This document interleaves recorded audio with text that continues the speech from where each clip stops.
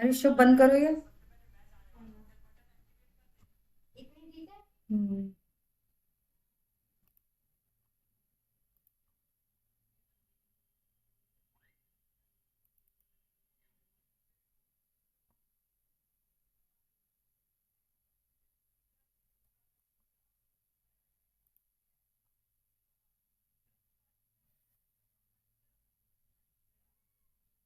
नमस्कार दोस्तों। अभी आपकी क्लास जो है स्टार्ट हो चुकी है गद्य पर आधारित। और मुझे उम्मीद है आप सभी को बहुत पसंद आ रही हैं क्लासेस। जी बिल्कुल। और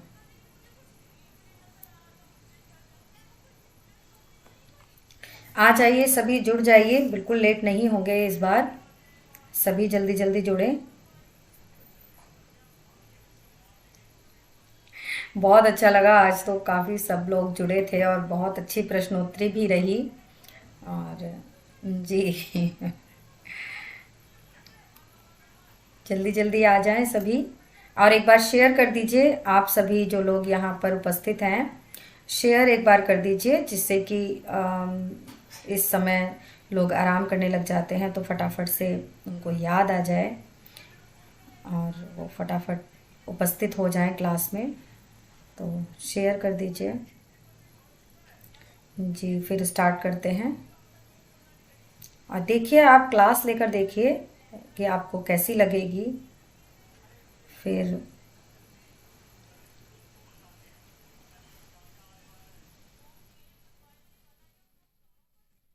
जल्दी जल्दी आ जाएं सभी। शेयर कर दीजिए एक बार और लाइक कर दीजिए। लाइक कर दीजिए सभी लोग। और जो भी उपस्थित हैं थंब कर दीजिए ताकि मुझे पता चल जाए आप लोग आ चुके हैं। फिर मैं क्लास को स्टार्ट करती हूँ। मैं क्लास को स्टार्ट करती हूँ फटाफट। देखिए कितनी मेहनत है, मैं आप कब से जो है क्लासेस कर रही हूँ और कितने प्रश्नों को हम कवर कर चुके हैं। इसी तरह सोचिए, यदि डेली क्लासेस आप लेंगे, अटेम्प्ट करेंगे, तो कितने ही प्रश्न हमारे कवर होंगे, जो एक भी नहीं छूटने वाला है ना। तो बहुत ज़रूरी है इतने प्रश्नों का अभ्यास हो। जी बिल्कुल। और फटाफट से सभी आ जाएं। चलिए फिर शुरू करते हैं। और नमस्कार दोस्तों, नमस्कार बिल्कुल। जी हाँ जी बिल्कुल, आ गए हैं आप और शुरू हो रही है हमारी क्लास। हाँ जी, बस स्वागत रहता है आपका और इंतज़ार रहता है कि आप जल्दी जल्दी से आएं और हम फटाफट से क्लास को शुरू करें, जिससे कि कुछ भी प्रश्न आपके छूट ना जाएं, है ना। वैसे तो रिकॉर्डेड भी आप ले सकते हैं, चैनल पर जाकर के आप रिकॉर्डेड क्लास भी ले सकते हैं, ठीक है। हाँ हाँ बिल्कुल, आप रिकॉर्डेड लीजिएगा। और लाइव रहेंगे तो ये है, आपके मन में जो भी जिज्ञासाएं होंगी वो आप हमसे पूछ सकते हैं। इतना फ़ायदा आपको लाइव में रहता है। जी। और गद्य साहित्य हम आज शुरू करने जा रहे हैं तो थोड़ा सा। जी कविता मैम नमस्कार, आप आ गए फटाफट। खाना वाना हो गया आपका? देखिए मैं उठी नहीं हूँ 4 बजे से, ये मेरी फोर्थ क्लास है और पूरी मेहनत के साथ हम डटे हुए हैं। और इसी तरह जो है हमारी टीम रहेगी और टीम के साथ मेहनत से डटना पड़ेगा, है ना। जी चलिए नमस्कार। तो शुरू करते हैं। देखिए पहले तो मैं आपको बता दूं, गद्य साहित्य हम ये शुरू कर रहे हैं, इतना ज्यादा इम्पोर्टेंट है, इतना ज्यादा इम्पोर्टेंट है कि यहाँ से प्रश्न 100% इतने ज्यादा बन जाते हैं कि आप यकीन नहीं कर सकते। तो इसीलिए मैंने आदिकाल के साथ साथ ही गद्य साहित्य शुरू कर दिया है। दूसरी बात, गद्य साहित्य के साथ ही हम देखिए नाटक पढ़ेंगे, लेकिन थोड़े से प्रश्न गद्य साहित्य के हैं जो बहुत जरूरी हैं, जिससे हमें जानकारी मिलेगी कि आखिर गद्य का आविर्भाव हुआ कैसे और कौन सा गद्य जो है कैसा है, तो वो हम पहले पढ़ लेते हैं। तो आज हम गद्य पढ़ेंगे और कल से हम नाटक पढ़ेंगे, है ना। चलिए इसको खत्म करेंगे आज और कल से नाटक पढ़ेंगे। ये देखिए, हिंदी का विकासात्मक गद्य साहित्य इंपॉर्टेंट है। और अब आ जाते हैं पहले प्रश्न पर। हिंदी शब्द का विकास किस शब्द से हुआ है? सिंधु, सिंधी, हिंद, सिंधवी। देखिए कितने इंपॉर्टेंट प्रश्न हैं ये, आपके उसमें भी क्या नाम है, पीजीटी के एंट्रेंस में भी इस तरह के प्रश्न बनते हैं और बहुत ही ज्यादा। तो हिंदी देखिए, शब्द की उत्पत्ति क्रम क्या है, सिंधु नदी। सिंधु, जब ईरानी यहाँ पर आए थे, फारस के मुसलमान, वो क्या करते थे, सा को हा पढ़ते थे। तो क्योंकि सिंधु नदी के पास रहने वाले जो लोग होते थे, उनको सिंधु ना कहकर वो हिंदू बोलते थे, उनकी भाषा को सिंधी ना कहकर हिंदी भाषा कहते थे। बिल्कुल मैम, बिल्कुल सही आंसर है आपका, आंसर ए होगा। दूसरा प्रश्न देखिए, सिंधु का हिंद किस भाषा के अंतर्गत आता है। सिंधु का जो हिंद है वो किस भाषा के अंतर्गत आता है, बताइए। तो आंसर जी बिल्कुल, तो 2 का आंसर आपका हो जाएगा फारसी। ये भी पूछा जाता है कि हिंदी जो शब्द है वो कौन सी भाषा का है, तब भी हम लगाएंगे फारसी। और सिंधु का हिंद, हिंद देखिए प्रश्न घुमा के पूछा गया है, वो जबकि वही प्रश्न है, तो इसका आंसर भी फारसी होगा जी। 2 का आपका ए होगा फारसी, बिल्कुल।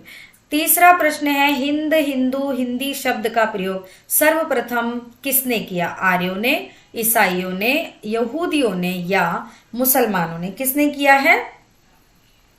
तो यहां पर देखिए, अभी मैंने आपको बताया था कि ईरानी जो फारस के मुसलमान थे, फारस के मुसलमानों ने ही इसका प्रयोग किया था, तो इसलिए यहाँ पर पूरा नहीं दिया है, लेकिन जब इस तरह की कंडीशन आएगी तो हम इसमें चुनेंगे मुसलमानों ने कहा है। अगला प्रश्न देख लेते हैं। अगला प्रश्न होगा जी, चौथा प्रश्न है, बजरोया 6ठी शताब्दी के जबाने हिंद में हिंदी शब्द का क्या अर्थ है।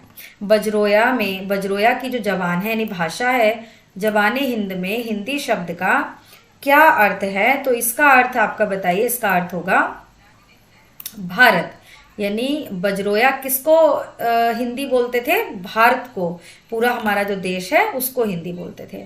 आगे चलते हैं 5वें प्रश्न की ओर। खुसरो की खालिक बारी में भाषा के लिए किस शब्द का प्रयोग किया गया है। जो खालिक बारी इनकी है रचना, उसमें भाषा के लिए किस शब्द का प्रयोग किया है। हिंदवी, हिंदी, हिंदीक, किस शब्द का प्रयोग है बताएं। जी जी बिल्कुल मैम, बने रहे आप। और इसमें जी बिल्कुल हिंदवी का प्रयोग है खाली कबारी में, और हिंदवी का प्रयोग कई बार आया है, हिंदवी का बहुत बार प्रयोग आया है। इसी के साथ प्रश्न नंबर 6 देख लेते हैं। भाषा विज्ञान में हिंदी कितनी बोलियों का प्रतिनिधित्व करती है। तो भाषा विज्ञान के अंतर्गत हम पढ़ते हैं, देखो 28, 8, 17 या 18।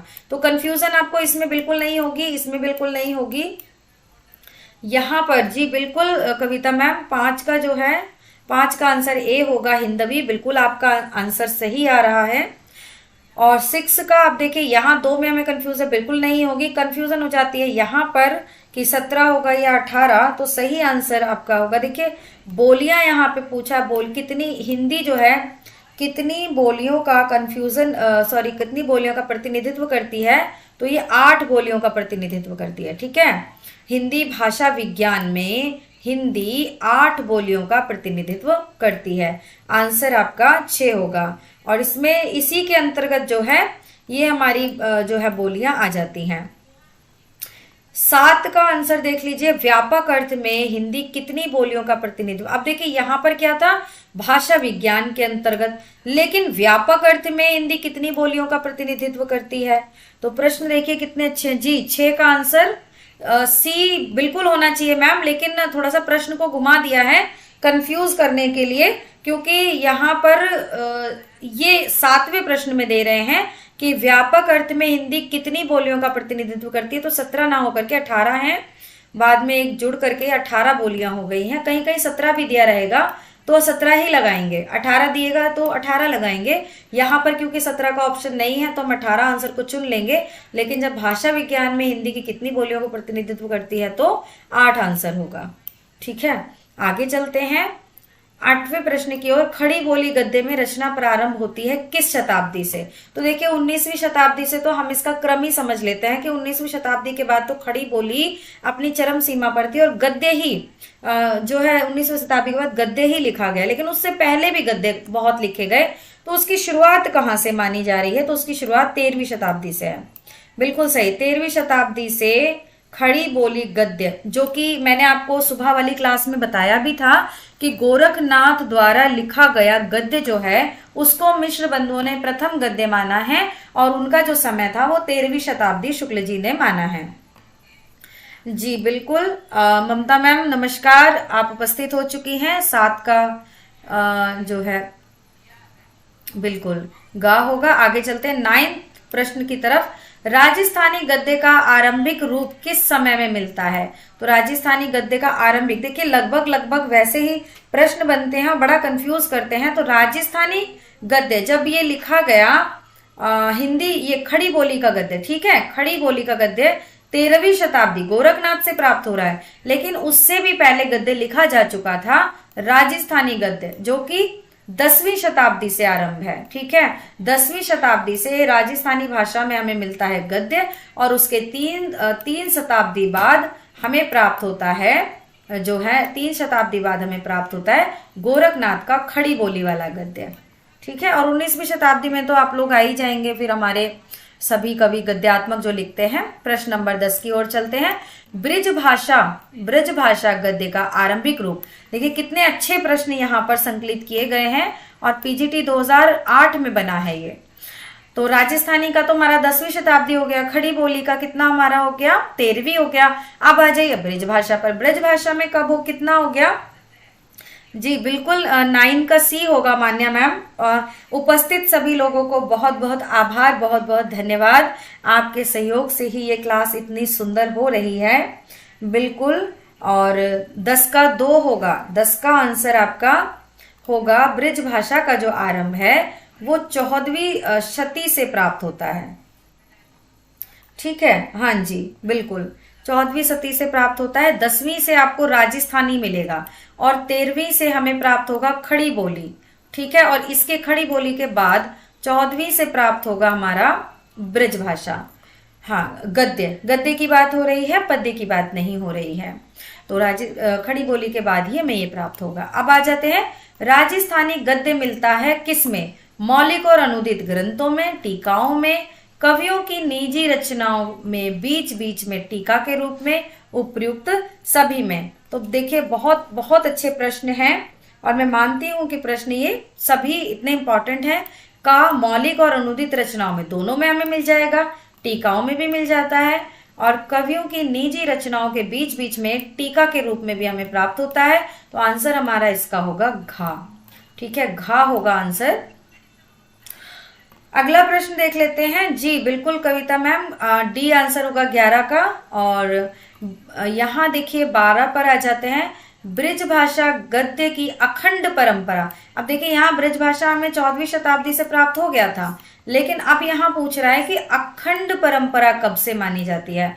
भक्ति कालीन कृष्ण भक्त कवियों से, विद्यापति की पदावली से, गोरखनाथ से या लल्लू लाल से? बिल्कुल आप देखिए जानते हैं लल्लू लाल से तो खड़ी बोली का होगा और गोरखनाथ को भी खड़ी बोली का माना जाता है, जबकि राजस्थानी वगैरह में ये लिखते थे। तो हमें प्राप्त होता है भक्तिकालीन कृष्ण भक्त कवियों से, क्योंकि जैसे नाभादास हैं और आपके गोकुलनाथ हैं, वैकुंठ हैं, ये सभी गद्य रचनाएं किसमें करते थे? ब्रिज भाषा में करते थे। चलिए 13वें प्रश्न की ओर चलते हैं। ब्रिज भाषा गद्य की पुस्तक श्रृंगार रस मंडन, ये देखिए नेट जून 2002 में बना हुआ है कि रचनाकार कौन है? श्रृंगार रस मंडल। बहुत ही आसान प्रश्न है और अच्छा जी मान्या मैम 12 का 1 होगा, बिल्कुल सही। और ब्रिज भाषा गद्य की पुस्तक रस मंडन, देखिए यहाँ पर आ रहा है ना, गद्य की पुस्तक है श्रृंगार रस मंडन। कभी इसकी विधा अगर जैसे पूछ ले क्या है तो ये गद्य की पुस्तक है। जी 13 का आंसर बताइए। गोकुलनाथ होंगे, विठल होंगे, वैकुंठ होंगे या नाभादास? जी जी बिल्कुल बहुत बढ़िया आंसर मान्या मैम। 13 का आंसर बी होगा, विठल नाथ की है श्रृंगार मंडन। जी आगे चलते हैं 14वें प्रश्न की ओर। 14वें प्रश्न में पूछा गया है दक्कनी हिंदी गद्य की प्राचीनतम पुस्तक मेराजुल आशकीन के लेखक कौन है? इसको तो हम लोग कितनी बार रट चुके हैं, है ना। मुल्ला वजही होंगे, कुतुब शाह होंगे, सैयद हुसैन, ये सब कोई नहीं होंगे और होंगे हमारे, जी आप लोग सेंड कर रहे हैं, बहुत अच्छा लग रहा है। यहाँ पे मान्या मैम इसका आंसर बी होगा, बिल्कुल। बंदा नेवाज गेसुद राय और मुल्ला वजही की जो है रचना है, अभी मुझे नाम याद नहीं आ रहा है जी। गेसुद राय यहाँ पर सही, मिराजुल आशिकीन के रचनाकार होंगे, बिल्कुल सही। 15वें प्रश्न की ओर हम चलते हैं। मुल्ला वजही की गद्य कृति कौन सी है? देखिए सबरस, मैं बिल्कुल इसको ध्यान कर रही थी और मुझे सामने ही दिख गया। मुल्ला वजही की गद्य कृति है सबरस, ठीक है। यहाँ पर आपका आंसर हो जाएगा ग, बिल्कुल। और चलते हैं 16वें प्रश्न की ओर। आदिकालीन गद्य रचना, आदिकालीन गद्य रचना कुवलय माला कथा, कुवलय माला कथा के सोमप्रभ सूरी, अद्योतन सूरी, शालीभद्र सूरी या गोरखनाथ?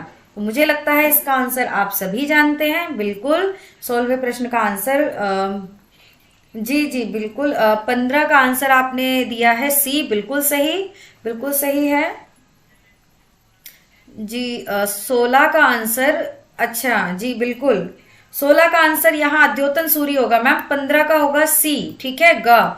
मुल्ला वजही का है सबरस और 16 का आंसर होगा अद्योतन सूरी। कुवलय माला कथा अद्योतन सूरी द्वारा लिखा गया है, बिल्कुल बिल्कुल। कविता मैम का आंसर आया, मान्या मैम का आया, आप लोगों के आंसर बिल्कुल सही है। और यहाँ 17वां देख लीजिए, रोड़ाकृत गद्य रचना कौन सी है? बिल्कुल सबको इसका आंसर पता है, ये रचना जो है राउल बेल है। आगे चलते हैं जी, 18वें प्रश्न की ओर चलते हैं। किस आदिकालीन रचना में गद्य का प्रयोग हुआ है? तो उक्ति व्यक्ति प्रकरण है, कीर्ति लता है, वर्ण रत्नाकर है और उपर्युक्त सभी, बिल्कुल। बहुत अच्छा आंसर है और मुझे लगता है सभी आंसर देना चाहेंगे इसका कि गद्य का प्रयोग 18 का आंसर सब लोग दें कि किसका, इसका आंसर क्या होगा 18 का? जी 18 का आंसर होगा उपयुक्त सभी, क्योंकि ये तीनों ही गद्य की रचनाएं हैं। 18 का आंसर तीनों ही गद्य की रचनाएं हैं जी।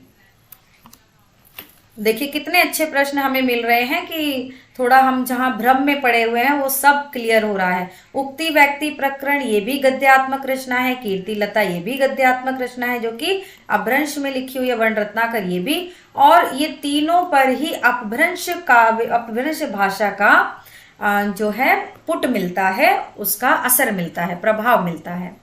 आगे देख लीजिए 19वें प्रश्न की ओर चलते हैं। हिंदी गद्य का प्राचीनतम रूप, हिंदी गद्य का जो प्राचीनतम रूप है किस भाषा रूप में मिलता है? तो प्राचीनतम रूप हमें किस भाषा में प्राप्त होगा? जी बिल्कुल 18 का डी होगा, बिल्कुल आप लोगों के बिल्कुल सही आंसर आए हैं। और यहाँ देखिए हिंदी गद्य का प्राचीनतम रूप हमें किस भाषा में प्राप्त होता है? राजस्थानी, ब्रजभाषा, मैथिली या खड़ी बोली? बिल्कुल आप सभी इसका आंसर जानते हैं जी। राजस्थानी में हमें पुराना रूप मिलता है, क्योंकि हमने देखा राजस्थानी का ही सबसे पुराना था 10वीं शताब्दी, और 13वीं शताब्दी किसका था? खड़ी बोली, और 14वीं शताब्दी किसका था? ब्रजभाषा, है ना। तो सबसे पुराना पुट हमें क्या प्राप्त हुआ? 10वीं शताब्दी, राजस्थानी। तो चलिए आगे देखते हैं, अगले प्रश्न की ओर चलते हैं। अगले प्रश्न में पूछा गया है, आचार्य शुक्ल ने खड़ी बोली गद्य की प्रथम रचना किसे माना है? आप सभी इसका आंसर जानते हैं, बिल्कुल 19 का 1 होगा, बिल्कुल मैम बहुत सही आंसर आप लोगों के आ रहे हैं। और यहाँ पर देखिए 20वें प्रश्न का आंसर होगा, आचार्य शुक्ल ने खड़ी बोली गद्य की रचना किसे माना है? आप सभी को पता है जी, चंद छंद वर्णन की महिमा, बिल्कुल बिल्कुल यही आंसर होगा, बिल्कुल सही आंसर है, चंद छंद वर्णन की महिमा जी। अभी 21वें प्रश्न की ओर हम चल देते हैं। और आचार्य शुक्ल ने खड़ी बोली गद्य का प्रथम प्रौढ़ लेखक किसे माना है? आचार्य शुक्ल ने खड़ी बोली गद्य का प्रथम प्रौढ़ लेखक, तो किसको माना है इन्होंने? बताइए जी। 20 का 1 होगा, बिल्कुल सही मैम, बहुत अच्छा आंसर आपका आ रहा है जी जी। तो जब रचना ये मानेंगे चंद छंद वर्णन की महिमा, तो कवि भी ये गंग कवि को मानेंगे। तो इन्होंने गद्य का प्रथम प्रौढ़ जो लेखक माना है वो गंग कवि को माना है जी। चलिए अगला प्रश्न देखते हैं। 22वां प्रश्न है हमारा, राम प्रसाद निरंजनी की रचना कौन सी है? देखिए पीजीटी और नेट दोनों में बना हुआ प्रश्न है। यहाँ जितने भी प्रश्नों का संकलन है बहुत ही बेहतर है। राम प्रसाद निरंजनी ने, कौन सी रचना है इनकी? भाषा योग वशिष्ठ। जी बिल्कुल, हाँ 21 का खा होगा। जी जी बिल्कुल मैम, 21 का खा होगा। हाँ फ्लो में यहाँ पर हो रहा था, ये गलत होगा, गंग कवि को नहीं मानेंगे। जी खा होगा, बिल्कुल सही आंसर कि प्रथम प्रौढ़ लेखक राम प्रसाद निरंजनी को माना है। और राम प्रसाद निरंजनी की रचना कौन सी है? तो इनकी रचना जी बिल्कुल 4 है। जी जी भाषा योग वशिष्ठ है। और 23वें प्रश्न की ओर चलते हैं। बोलते बोलते मैं ना पता नहीं कभी कभी फ्लो में चली जाती हूँ। मिश्र बंधुओं ने हिंदी का प्रथम गद्य लेखक किसे माना है? तो अभी हम लोग कई बार जिक्र कर चुके हैं कि मिश्र बंधुओं के द्वारा, जी बिल्कुल ममता मैम बहुत अच्छे आंसर आपके आ रहे हैं, गोरखनाथ को इन्होंने माना है प्रथम लेखक, गद्य लेखक।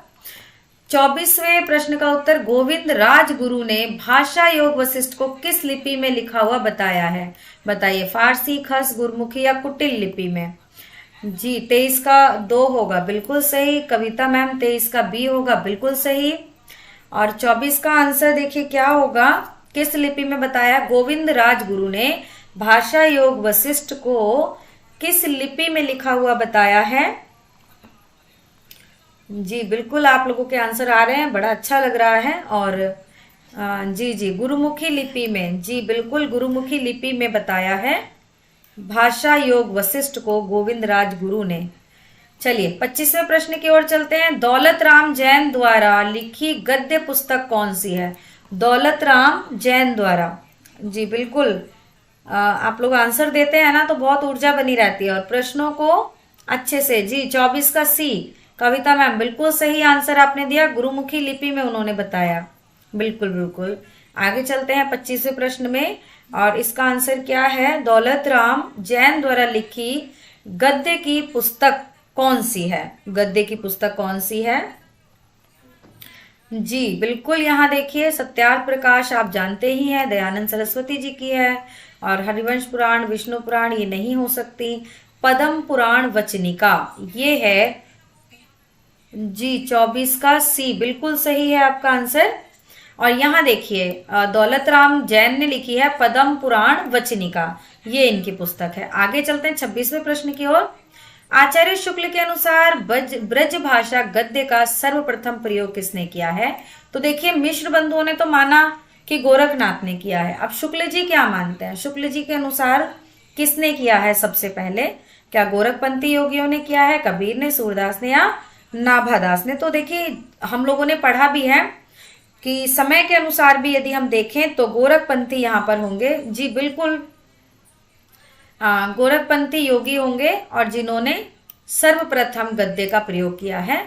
आचार्य शुक्ल के अनुसार ब्रिज भाषा गद्य का सर्वप्रथम प्रयोग गोरखपंथी योगियों ने किया है, क्योंकि देखिए नाथ थे ये, इन्होंने तो राजस्थानी, ब्रिज भाषा, खड़ी बोली सबको मिलाकर लिखा था। तो शुक्ल जी ने ब्रिज भाषा में भी गोरखनाथ को ही माना है और मिश्र बंधुओं ने खड़ी बोली में भी गोरखनाथ को माना है। ठीक है जी, आगे चलते हैं। भाषा योग वशिष्ठ की रचना किस वर्ष हुई?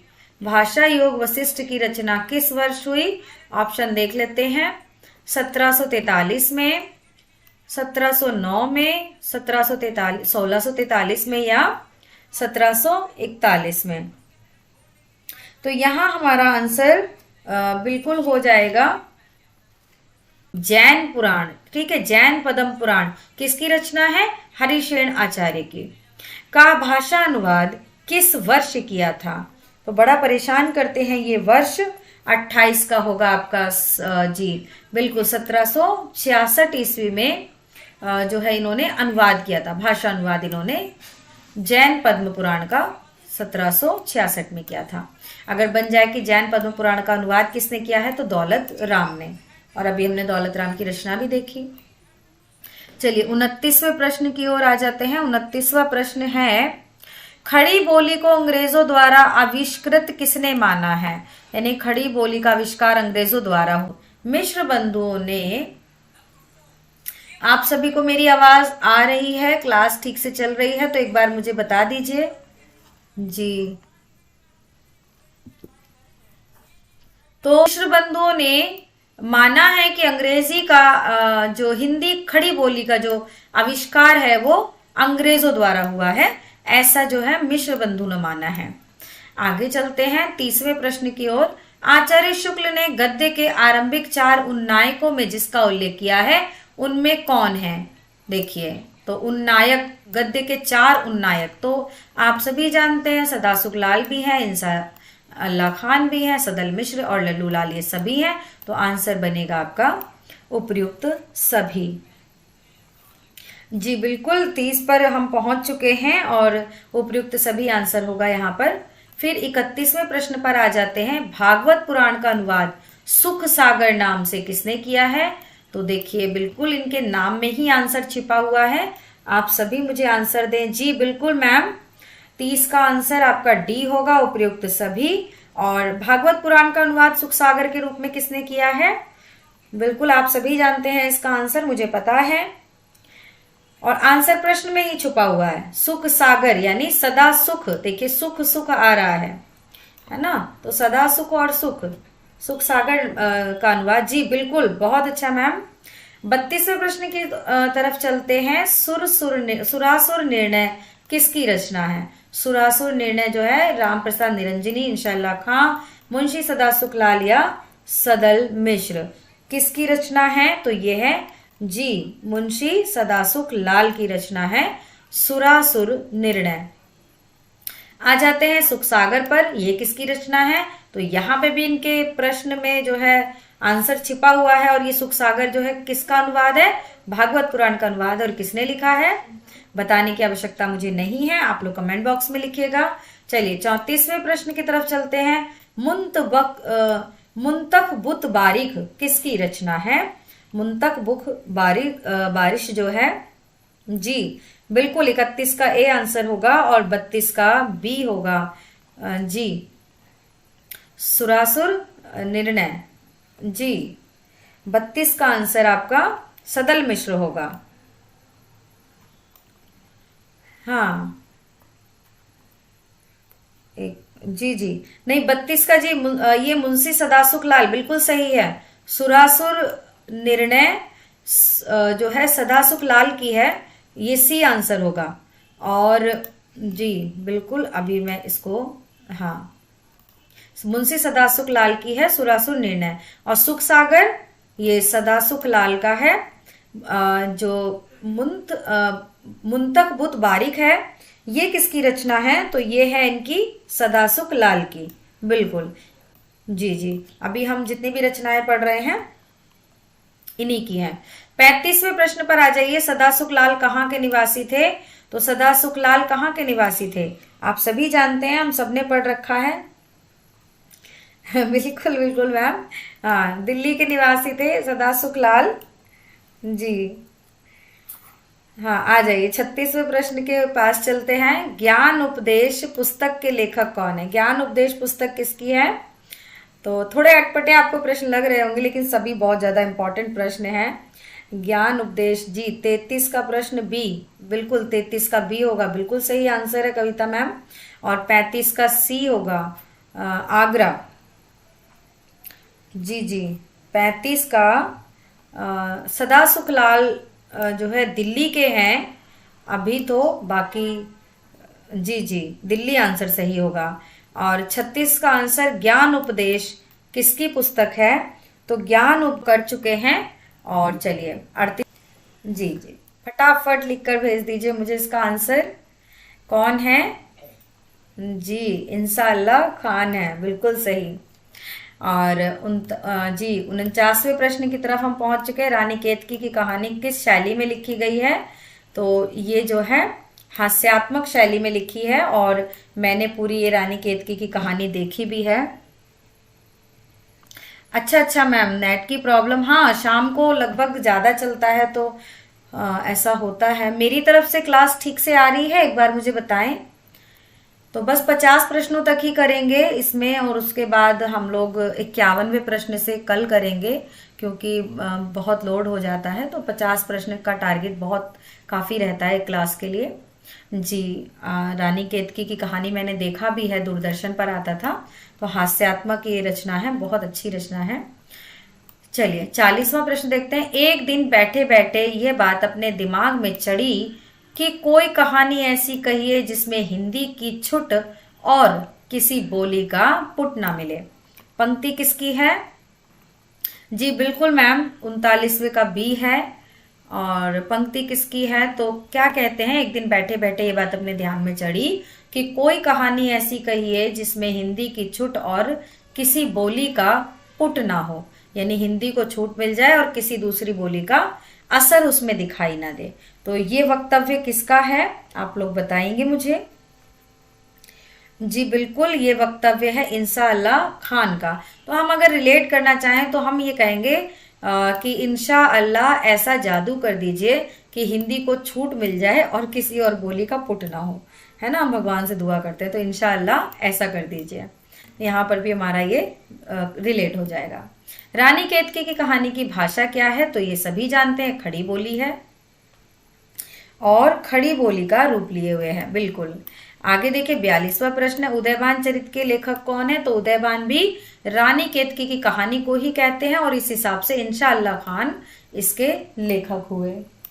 आगे चलते हैं 43वें प्रश्न की ओर। जी बिल्कुल, नहीं, उदयभान चरित जो है ना, ये रानी केतकी की कहानी का ही दूसरा नाम है, उदयभान चरित। और रानी केतकी की कहानी इंशाअल्लाह खान ने लिखी है और उदयभान चरित भी, क्योंकि दोनों का नाम एक एक, इसमें रानी केतकी की कहानी में जो नायक है वो उदयभान है और केतकी का जो प्रेमी होता है, तो इसलिए उदयभान चरित यहाँ पर नाम दे दिया गया है।